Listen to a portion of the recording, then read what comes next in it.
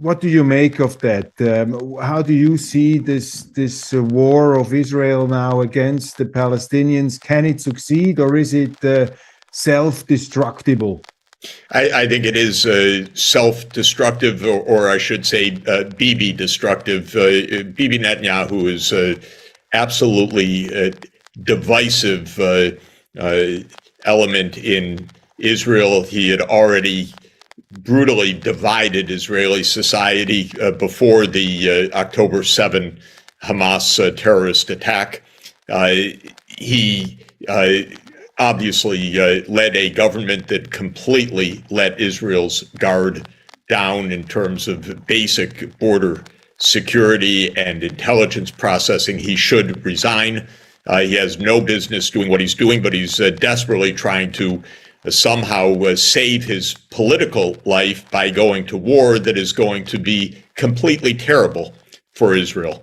There's no way that Israel wins its deeper objectives from this war. It's killing thousands of innocent people, especially women and children. In Gaza, this brutality and carnage is in front of the whole world. People are aghast, as they should be. This needs to stop. Netanyahu really needs to go, but Israel has different ways to approach this. It's not even trying diplomatically. It's just saying, well, we're going to go to war. Netanyahu said this is the time of war. He's wrong. He is a walking disaster who needs to leave the scene.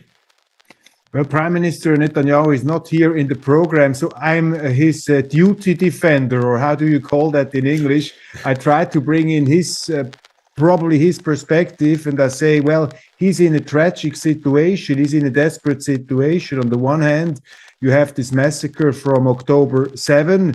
I mean, a head of state, of government, he has to do something. You're confronted with a terror organization, so you try to rebuild in a way the security, or you have to defend yourself. You have to attack your attacker. Is there not some argument that can be made? What should he have done? I mean, he cannot just sit back and wait. What do you say? He should have resigned immediately. He's a disgrace. He failed. And what is one of the dark truths that is known to experts and should be known to the public is Netanyahu played with Hamas. He built Hamas. He supported Hamas. He gave Hamas the base in Gaza because he wanted to weaken the Palestinians in general, because he's been playing a game all along to avoid a Palestinian state. That's been his thing. And one of the things he decided to do was that if the Palestinian Authority represented both the West Bank and Gaza, it would become too strong. So he bolstered Hamas, and you can read about this everywhere now. This is even told by his own political associates. So no, he should not have sat back. He should leave the scene. Now, I know you're playing his personality. I would never be so rude to you, but if he were sitting in front of me, that's what I would tell him. Go. You failed. You have divided the country. You have prevented a political solution. The world, rightly, and most Israelis, when they're not misled or terrified, have long called for a political settlement with the Palestinians. And you, Mr. Netanyahu, have blocked that all along. You actually bolstered Hamas. You fell asleep at the switch. You did not even protect Israel with basic security at the border on October 7th. So just go. That's what I would tell him. I mean, this is an absolute surprise that Israel, with its army and all these guards and these walls and these surveillance systems, could have been so much duped, surprised by Hamas. What do you make of that? How is that possible? How do you explain that? They are arrogant. They believe that by using force, by imposing an apartheid state, they can make things quiet. And it doesn't work. And when you listen to people on the ground who know year after year, they will tell you the situation is seething. You know, the human rights groups have called Gaza the world's largest open air prison, not by accident. The human rights groups have called Israeli occupation of Palestine an apartheid state. These are not the words from me. These are the words from groups like Amnesty International and Human Rights Watch.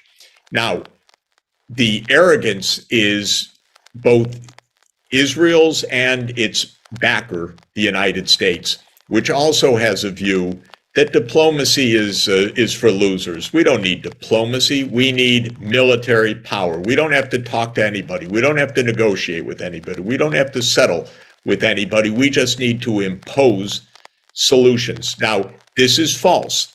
And there have been so many warnings that this is false. But if you ask me what led to this failure, it wasn't a technical failure. It was an attitudinal failure. It was arrogance. And it was arrogance also of the U.S. After all, our national security advisor, Jake Sullivan, wrote an article, which he wrote before October 7, but it came in my mailbox in Foreign Affairs, the last issue of 2023. And what is the pullout quote from that article? The Middle East is quieter than it has been in 20 years. That's our national security advisor. And he says in this article that the solutions in Gaza have really quieted down. Well, that shows a detachment from ground reality. So the Israelis and the Americans talk to each other. They don't talk to anyone else in the world, really. And then they get the idea that all is safe and a disaster hits. By the way, it's not unlike 9/11. 9/11 was a catastrophic failure of the American Homeland Security. Not just that it was a terrible event, but there were signs. They were told that groups were training to use planes to attack buildings. This was specific information. And so this is the same story. What did Bush do afterwards? Well, he became a great hero for a moment, because he said, we're going to retaliate. There was never an honest moment. What did you guys do? How did you blow this so terribly? And we have a presidential system in the United States. We're stuck with that. It wasn't bad in 1787, a 4-year term, but a prime minister can leave from morning till afternoon, and it's time for Netanyahu just to leave. How severe is the human rights situation or the human suffering now at Gaza? I've read it's about 8,000 dead so far. Have you, from the UN, have you any specific numbers? Also, children, civilians affected here? I'm only reading the public information, so I have no inside information. But the information's coming from all sources, from, of course, the Gaza health authorities, who are authoritative, from Doctors Without Borders, Médecins Sans Frontières, from the United Nations. And we just had a resignation of a senior UN official who said that this is essentially almost, I don't know what word he used, whether he said genocide or something terrible, but he resigned saying the world's just standing by as these horrific events are taking place. So I think there's no doubt that this is crimes against humanity, war crimes every day, absolutely untenable, and all put forward as if there is no alternative. This is the biggest problem. Now, why?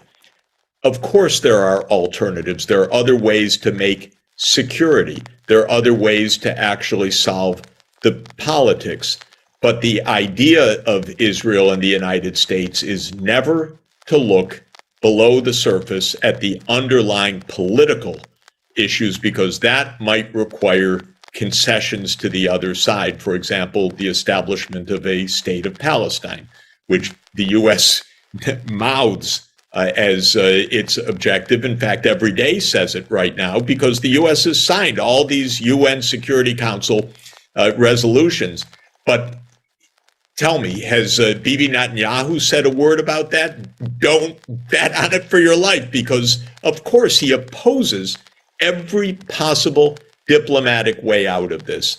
And so to say that the only alternative is to kill thousands or tens of thousands of innocent people is basically to hide two things. One, the personal failure of Netanyahu and his cabinet, and second, to hide the political solution, which these hardliners don't want us to even think about, but is the only way to make peace. And in the context of a political solution, you can demobilize, you can disarm groups because you have a political settlement. And that is what is needed here.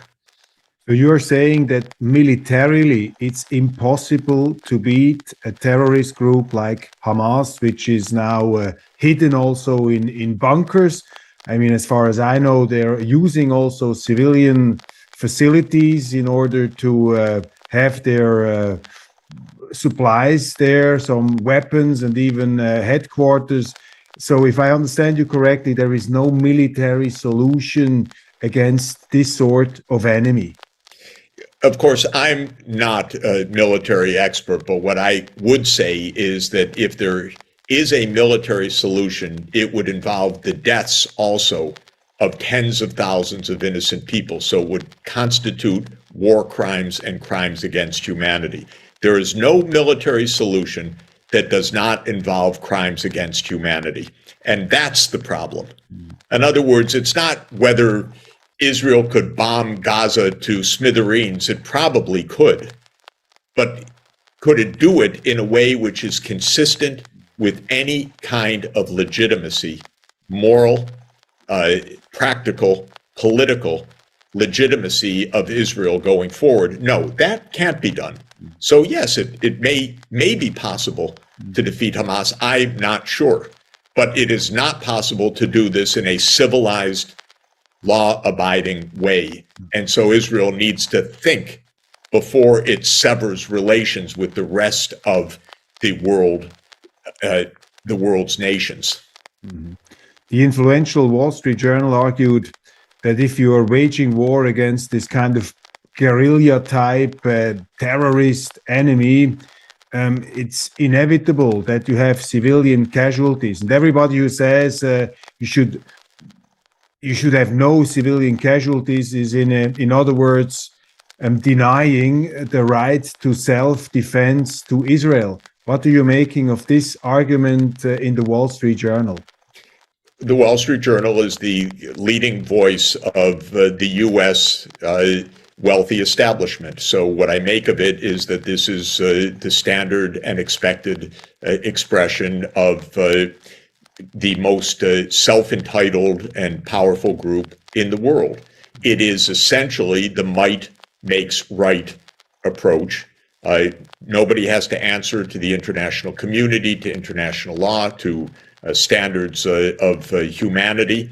So I make of it what I've made of the Wall Street Journal for the last 68 years. It speaks the voice of very powerful people who do not believe that they are bound by rules of morality and decency and international law, I'm afraid. But this is exactly America at its power structure. This is what I basically bemoan every day. It is the arrogance that has gotten the United States into perpetual wars. It's the arrogance that has led countries that are supported by the United States to believe that they don't need diplomacy either. It's the same arrogance that has led Ukraine nearly to complete destruction by now, not at Putin's hands in the sense that people think, but by the failure to negotiate at all. Mm-hmm. Because they voted a law, no negotiation. Now, why would they vote a law, no negotiation? Because the United States told them to. And what does the Wall Street Journal represent? It represents precisely, clearly, explicitly the power structure of the elite of the United States. So what the Wall Street Journal said, frankly, I could have predicted before they wrote it. It is striking, and a lot of people I talk to seem to notice that. They see that with the war in the Ukraine, the so-called West was very keen on denouncing any breach of international law. They were even putting an indictment against President Putin before the criminal court in Den Haag. And now, if there are other possible crimes, one can say, against civilian populations, the West and the American and also the European authorities, they don't say nothing. Do you see? I mean, it's obvious that they have double standards here. How dangerous is that? I mean, I was just thinking, I mean, the international law, which is some kind of benchmark or hallmark of something, an ideal we should strive to preserve. But with these double standards in the eyes of many, many people, of millions of people on the planet, what's happening with international law right now? You know, the United States made a good start, a brilliant start in 1945, championing the formation of the United Nations to pick up the remnants of the League of Nations, which had not joined in the previous generation, and the United States, in the very person of Eleanor Roosevelt, the First Lady of the United States, wife of Franklin Roosevelt, our greatest president, the one who brought the United Nations, oversaw the formation and the promulgation of the Universal Declaration of Human Rights in 1948. But the United States took a fateful turn in 1947 with the National Security Act, which established the CIA and which put the U.S. On a path of secret wars, covert operations, a security state, and without rehashing all of the Cold War, let me just summarize. The U.S. led 64 covert regime change operations between 1947 and 1989. That means usually the CIA in the lead, overthrowing foreign governments right and left. International law has never played much of a role for the United States since 1947. And my whole life, I'm born in 1954, the United States has been overthrowing governments right and left, by the way, and since I'm an international specialist, I've seen a lot of this close up. The idea that the U.S. abides by international law is, of course, silly. It's not even a school child should have that idea. When the United States gets its way at the UN, it says, okay, good. When the U.S. doesn't get its way at the UN, it says, okay, who cares? And this is basically the prerogative of one country in the world, you know, the only country that has 800 military bases around the world in 80 countries. So, no, the U.S. does not take seriously international law, has not since 1947. And it's a shame. It's a little bit like Rome keeping the trappings of the Republic, but slipping into empire. Well, the United States in 1947 slipped into empire. We still have the trappings of Congress and so forth. We even have the trappings of a president, because you shouldn't take too seriously what the president does. They're not in charge necessarily either on these issues. We have a permanent war machine, always revving. We have CIA all over Ukraine. Come on. This is the real world, not the rhetoric of international law, which is left to the other 192 countries of the UN, many of which would really like international law, by the way. They don't have the power of the United States. So they say better to live under law than just under whatever the United States deems it are the rules of the day. So the short answer is hypocrisy is not an exception. It is the rule. But it's the rule, it's the prerogative of the most powerful in their mind This is why it so much comes down to arrogance repeatedly. And the basis of arrogance is to forget the most fundamental adage of life, and that what goes around comes around. You know, if you behave this way, well, times are going to change, and you're going to suffer the consequences. We once had somebody named Jesus who said that the most important law of all was do to others what you would have them do to you. Confucius said the same thing. In other words, there should be a principle that applies to everybody. That's the basic idea. Immanuel Kant said the same thing at the end of the 18th century. And the United States has been so arrogant for so long it doesn't believe it. And then countries like Israel, which have very also particular histories, and one should never underestimate what the Holocaust has meant for shaping the mindset and understanding of the world among Israeli leaders. Israel has believed we have the U.S. at our back, and so international law, not so much. And this is the tragic reality, because we really need international law in an international world if we're not going to be at war all the time. We see growing anger in the Islamic world, in the Muslim world. We have seen this speech by Turkey's President Erdogan, which was very confrontative, was very aggressive. You see other voices. You see growing anger. Do you think that this whole war and the way how Israel wages this war could turn this whole thing into a worldwide mess, in some kind of global confrontation, even into a third world war? Again, we should never underestimate how one damn thing can lead to the next. And that's why crises need to be solved, not just smirked at. You know, a couple of gunshots by some kids in Sarajevo in 1914 set off World War I, which we're not out of yet, because we're still living with the consequences of that war exactly in Israel and Palestine, by the way.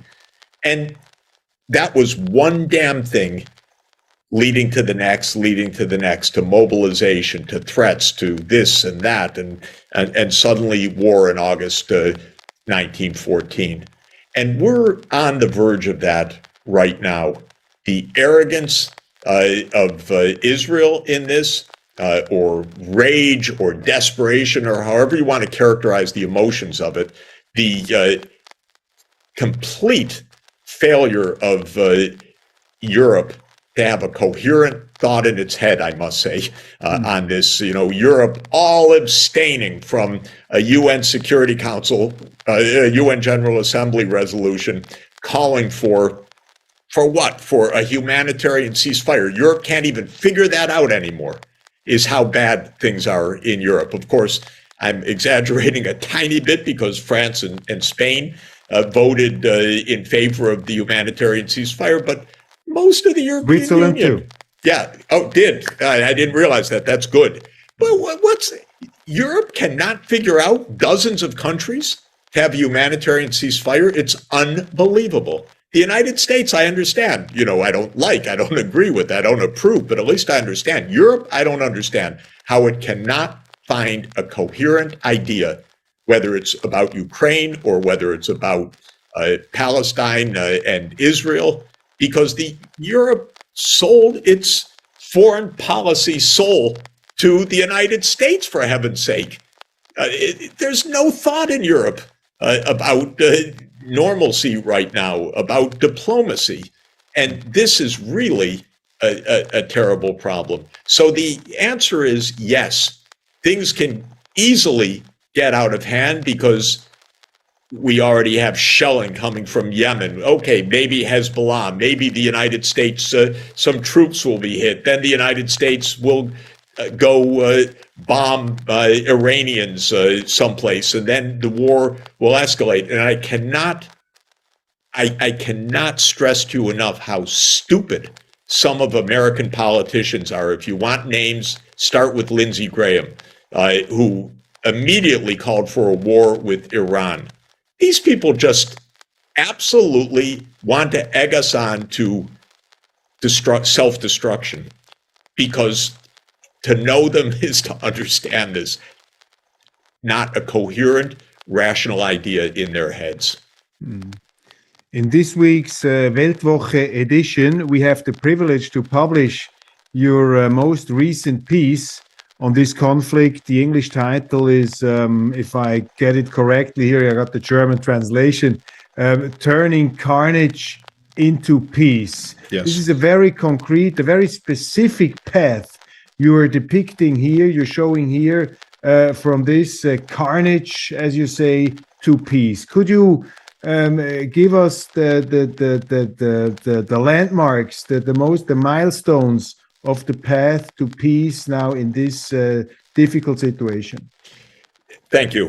Thanks for publishing it also. Well, it starts really with von Clausewitz, the German war theorist after Napoleon, who made the most perceptive observation about war of modern times, which is that war is the continuation of politics with other means.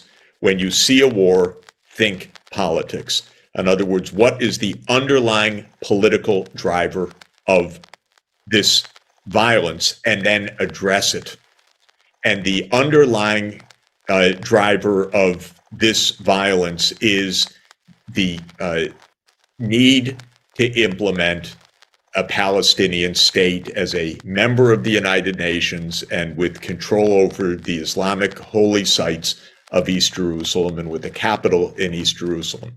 Now, that's not some great insight. That is the content of UN resolution after resolution for decades. And the UN General Assembly resolution that just passed with a vote of 140 yes to 14 against said the same thing, a two-state solution. So Netanyahu blocks this. He's got to go anyway because of the disaster that he oversaw.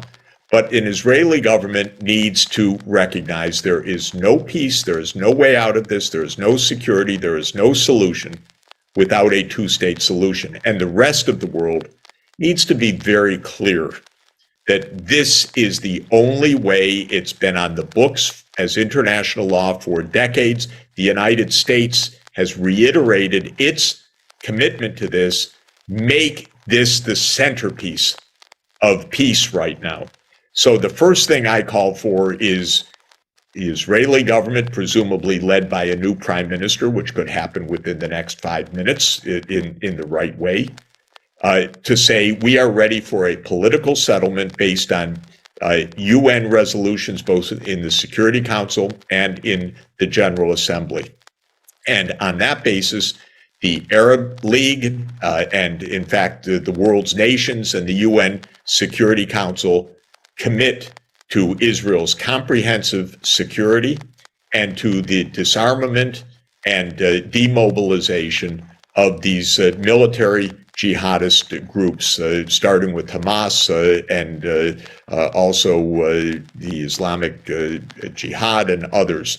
Now, those groups are backed by Iran, among other countries. I deal a lot with Iranian diplomats. Iran is ready for normal diplomatic relations. In fact, Iran negotiated normal diplomatic relations with Europe and the United States, and the United States pulled out of the agreement. So all who say, oh, you can't negotiate with Iran, it's typical. That's the lie told by the powerful. The United States broke the JCPOA, the Joint Comprehensive Plan of Action, negotiated solemnly by Europe and the United States and Iran, and then Trump pulled out of it. So Iran can be brought into this with the sanctions dropped against Iran, and with Iran a participant in the world and able to stop this nonstop U.S. attack against its diplomacy when Iran has shown it's ready to engage. not only the JCPOA, Iran has just joined the BRICS countries. So China, Brazil, and others can help Iran to support this demilitarization and this demobilization. So this is the second part. We don't need a war in Gaza. We need a peace in order to stop the militarism. Of course, at the same time, Israel should not let its guard down on its border. This isn't a matter of trust. It never should have incurred October 7 if it was doing the normal job, not the heroism, just the normal job at the border. So in the meantime, I argue that Hamas is not some fundamental existential threat to Israel today or tomorrow. It isn't. In fact, it's trapped inside Gaza. So Israel needs to keep its border guard up, but to move to politics. And then on that basis, the UN Security Council should oversee the establishment of a sovereign Palestine that becomes the 194th member of the United Nations, and crucially is given its capital properly in East Jerusalem and control over the Islamic holy sites, which are extremely important because the Israelis keep abusing the Islamic holy sites. So rather than stoking religious war, we should have responsibility. And this is also possible. And then my last pillar of peace is to help fund normal economy and development.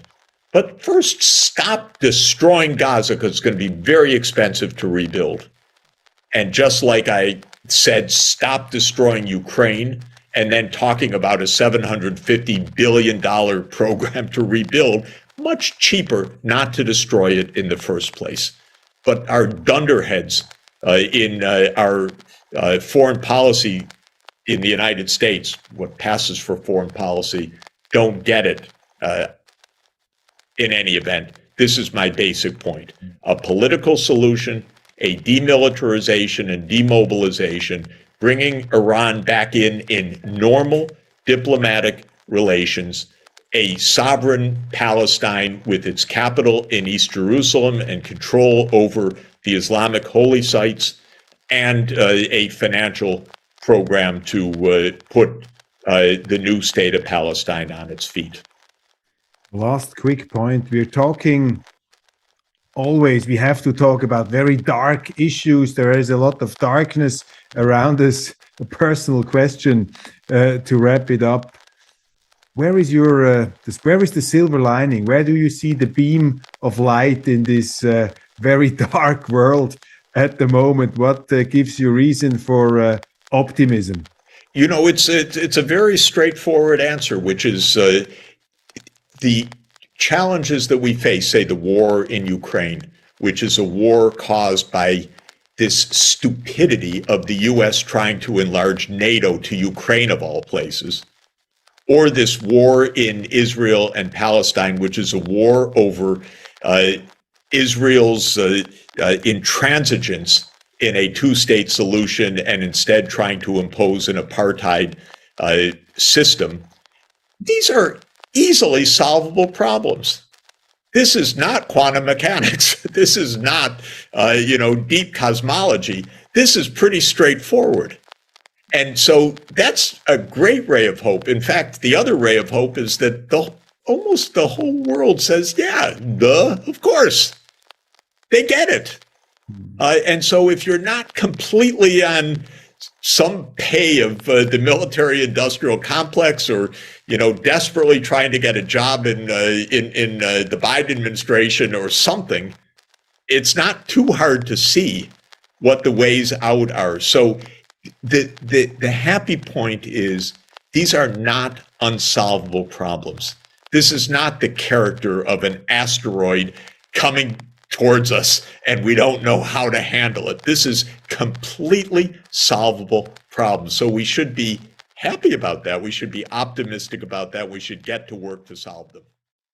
Every day that we see this bloodshed, this carnage in Gaza, and we have new cases of mass destruction just now and being played on video all over the world. Israel is isolating itself from the global conscience, from the world community, from normal politics, and I would say from basic ethics. Yes, Israel needs security, but it is not going to find security by killing thousands or tens of thousands of innocents, especially its children and women who are dying right now. And Israel's not thinking, or they are thinking, I should say, but they're thinking in a way which is only about power and force and not about peaceful solutions that would bolster their security, that would strengthen their place in the world, that would enable a real peace to take hold. They're only thinking of the fist coming down, and it won't work. They're going to lose not only a lot of young Israelis who will die in Gaza, and we have the numbers starting, and thousands or tens of thousands of innocent deaths of civilians, but they're going to find the whole world united against Israel, and that fundamentally will undermine their security. They don't get it.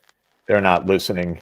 Of course, they are led by the most divisive political figure that Israel has ever had, who was already bringing hundreds of thousands of people out on the streets in protest against his government before any of this October and November events even started, and who let the guard down,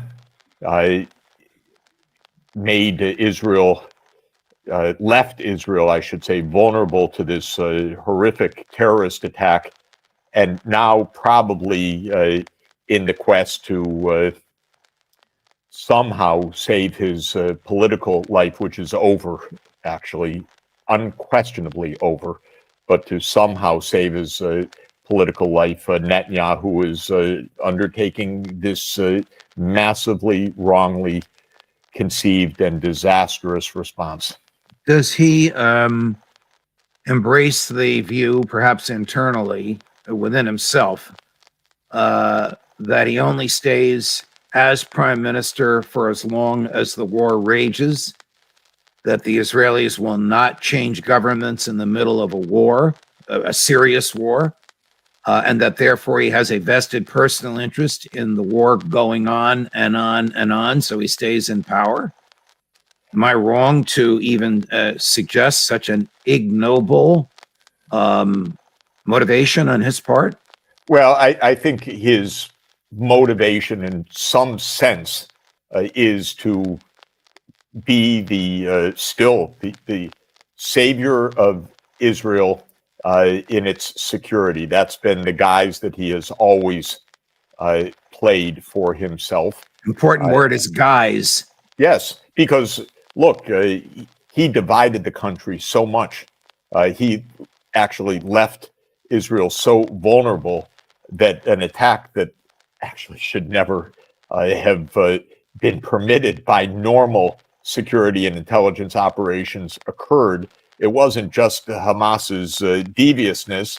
It was Israel completely letting its guard down, but that was after months of internal civil unrest stoked by the most divisive government that Israel has ever had in its existence. So I don't know whether he wants perpetual war or he wants to crush Hamas and show that therefore he has saved Israel, whether it's perpetual war or a decisive victory, I don't know. But it is his self-delusional idea that he remains Israel's indispensable leader, and he's going to prove it. But what he's doing is creating an absolute disaster for Israel that could prove devastating in many, many ways. Absolutely in many ways. But one of the ways that it will be devastating in days is that the world is aghast at what Israel is doing. Israel essentially has one backer, but not even necessarily for long, and that is the United States, because Israel knows that it's acting and can act only with the U.S. at its back. But even in the United States, to count on this absolutely unconditional public support, or to follow our government in saying explicitly, not implicitly, not implied, not whispered, but explicitly, there are no red lines on Israel. No matter how many civilian deaths, no matter how much disaster, that was actually the explicit statement by our government, that there are no red lines. Well, the rest of the world doesn't buy it, and not just the Muslim world, which is huge and important, and a significant part of the world population, but the rest of the world too. Nobody supports this kind of carnage of a civilian population Is this way.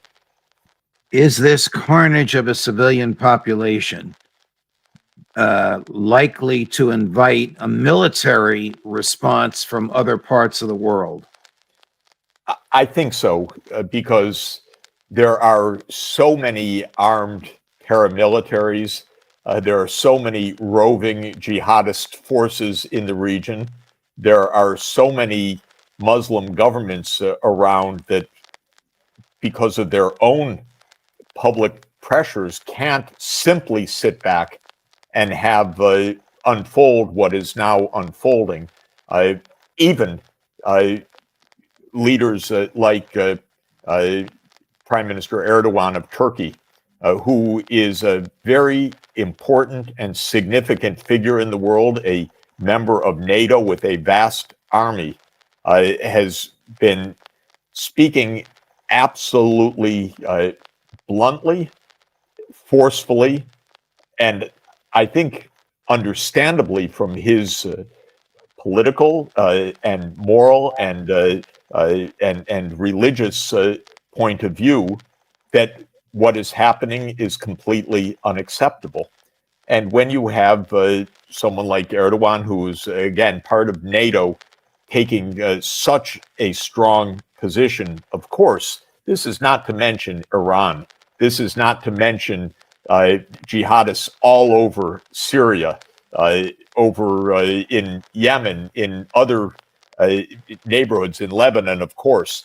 The chance for sparks to set a mass wildfire, and then with American troops, no doubt, or American targets going to be hit, and then we're going to hear in the U.S. Voices. We've already had them with Lindsey Graham and other hotheads who always want more war in the U.S. Congress, saying, well, now we have to go bomb Iran, and who knows where this leads. But it's not good. Can the United States either get Prime Minister Netanyahu to dial it back, call a ceasefire, exchange the hostages for the Palestinian prisoners that they have, and work something out? Or can the United States, by other means, save Israel from itself? The United States can do it, but not by itself.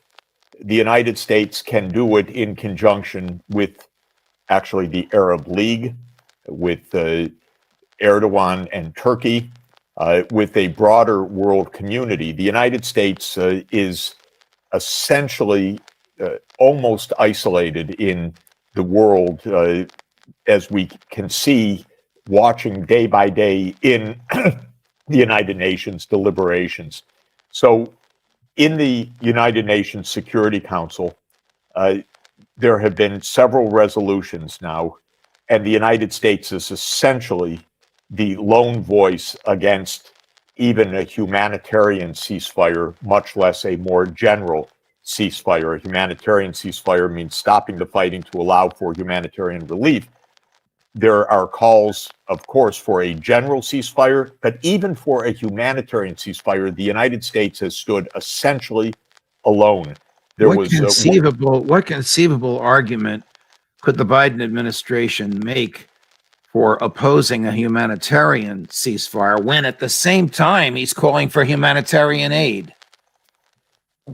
The basic point that is hammered into every politician's head in Washington for decades is never show any space between the United States and Israel. And every politician is on a rote pattern to believe that.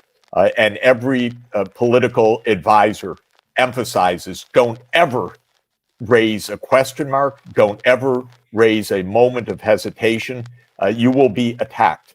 You will be attacked by large Jewish donors. You will be attacked by Christian fundamentalist donors. You will be attacked by interest groups. You will be attacked by the Israeli government.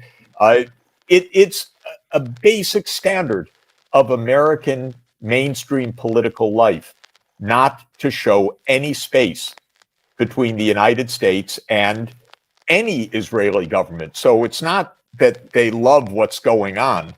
It's that the politicians are trained, absolutely trained by habit, trained by circumstance, trained by experience, trained by their advisors. Don't question anything that Israel is doing. Of course, it's terrible for the United States. Absolutely terrible. You have to think in this world.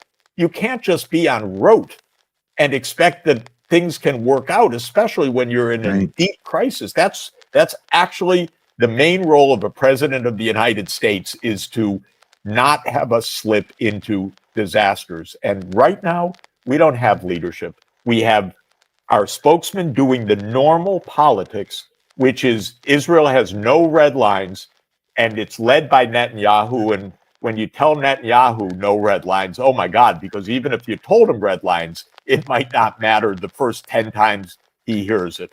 I have a friend and colleague who's a libertarian like I am, Tom Woods, who has a funny one-liner. No matter who you elect for president, you end up with John McCain. I mean, it's the same attitude over and over again with respect to Israel. Does the Israeli government believe that all men are created equal? The Israeli government believes that it, for any number of reasons which may vary among the government officials, believe that Israel must control all of Israel and all of the Palestinian territories. For some people, this is a deeply religious view, because if you read the book of Joshua, that is the fundamentalist interpretation that all of this land is intrinsically Jewish land given by God. That is one motivating view for some people. Another motivating view is that Israel's security depends entirely on control, and so there can be no peaceful compromise. And that view also goes back many, many decades. And there is yet a deeper and another tradition, which is a very practical one that is a century old, since the founding of the Jewish homeland after the Balfour Declaration, and that is take what you can and don't give it back. And this has been a pragmatic approach. I remember also watching it personally and visiting Israel already 50 years ago this year. After the Six-Day War in 1967, the plan was start putting settlers in. And the phrase repeated thousands of times was put facts on the ground. Make it so that the land can never go back. Well, as you know very well, there are now more than 400,000 Israeli settlers in occupied territories and 200,000 more in East Jerusalem. So more than 600,000 Israelis living in what the United Nations says is occupied territory. So there are many motivations, but the Israeli political system, but especially this Netanyahu government and Netanyahu's governments over time, have the view, no matter what the UN says, no matter what the world says, no matter what our ground realities tell us, we will control everything. And de facto, what that means is an apartheid state. All right. So, yes, so they don't believe that all men are created equal. They don't believe that the Arabs have the same natural human rights as the Jewish people.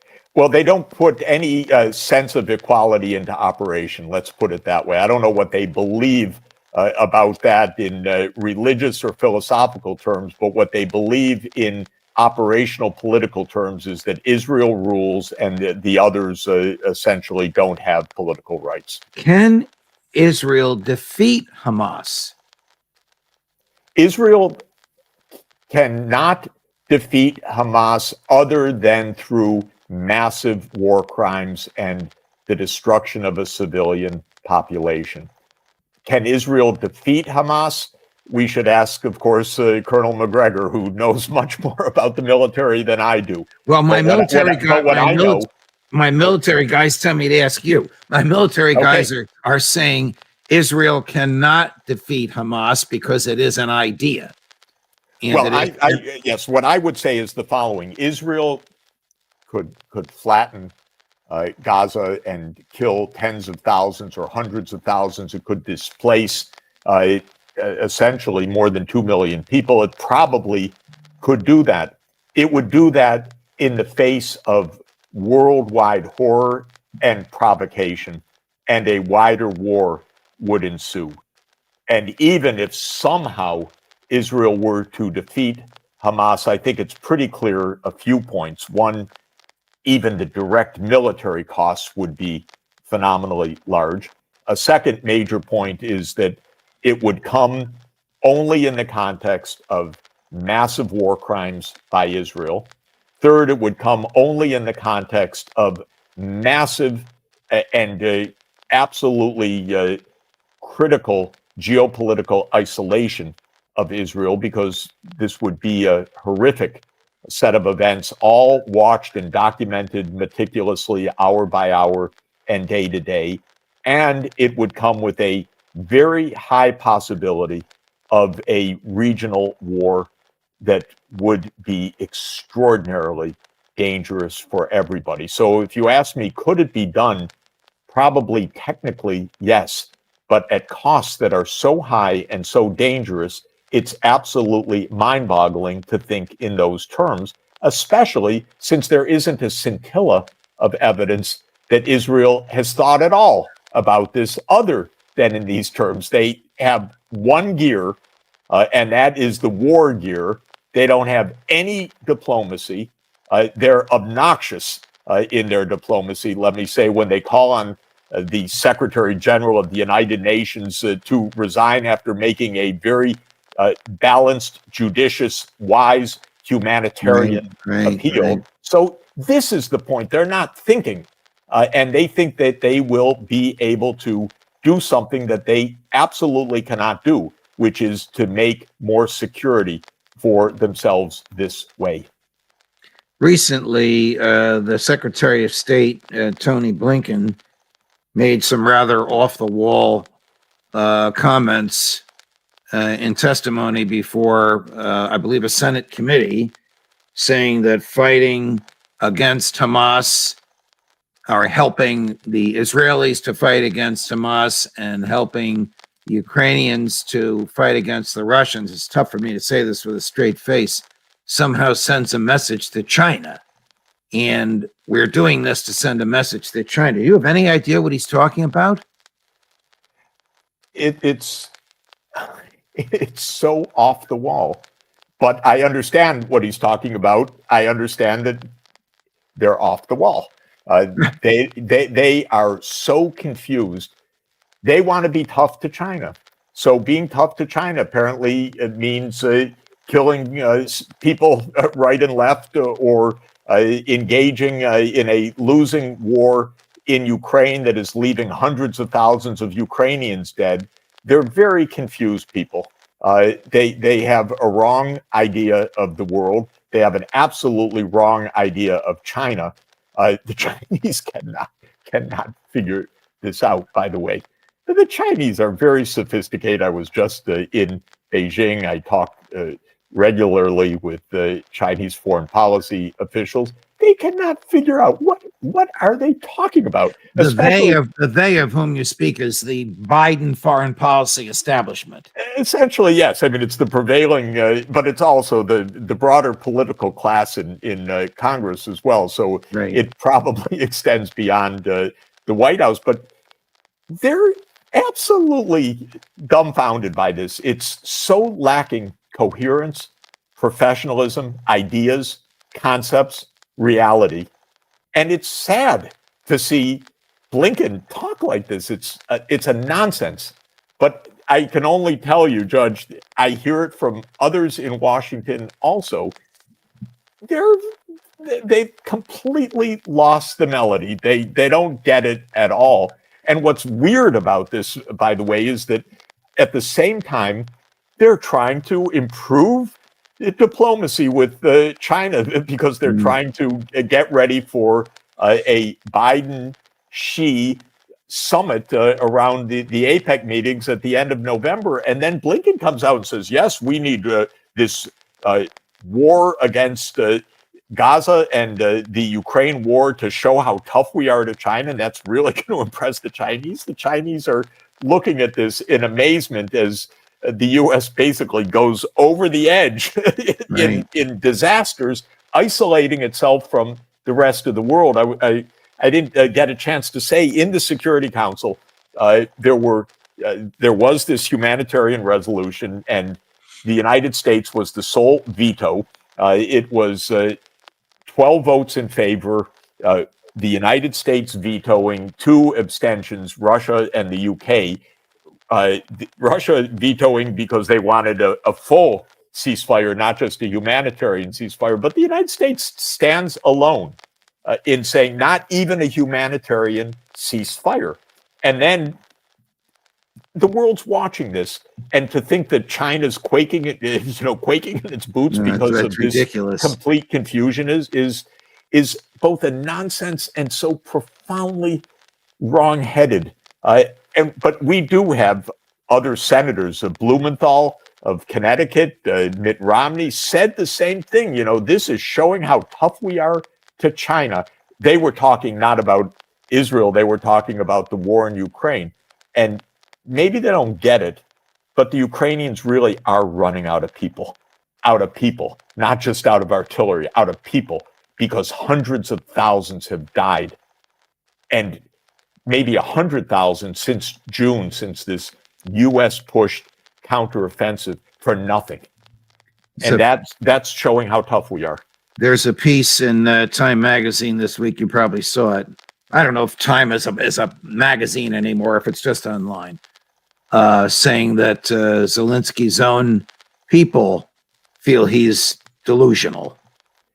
Yes, because basically he bought in March 2022 to the U.S. delusion. He put his whole everything, his country on the line, his personal conditions on the line for a U.S. delusion. Because the fact, as we've discussed, is that in March 2022, the Ukrainians and Russians were close to an agreement based on Ukrainian neutrality. And the United States swooped in and said, don't do that. We've got your back. That's when Biden said, for God's sake, this man cannot remain in power, referring to Putin. And our Secretary of Defense, Lloyd Austin, said our purpose is to weaken Russia. And we put the Ukrainians on a path of self-destruction because of this. Prime Minister Netanyahu should take note if he expects the United States to save Israel, because the United States claimed it was saving Ukraine, and we have facilitated and almost paid for its destruction. Judge, you know one of Kissinger's most famous lines, that to be an enemy of the United States is dangerous, but to be a friend is fatal. And what we're watching is when the United States says, we have your back, my God, you better be worried. Because this kind of approach of the U.S., especially in the last 30 years, the period when Biden referred to the indispensable nation and all this delusion, it's exactly this that has led the United States to think we have our way on anything, and other countries that depend on the United States believe or have believed that this all-powerful nation that has its way on everything will protect them.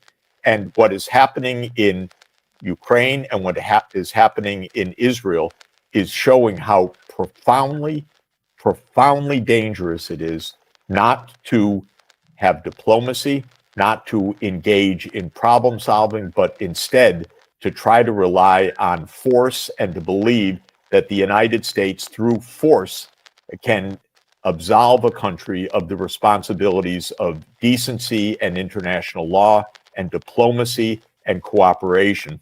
And they can't. There is no magic anti-gravity to avoid realities. And this is what Ukraine and Israel are going to find out the hard way, I'm very sorry to say.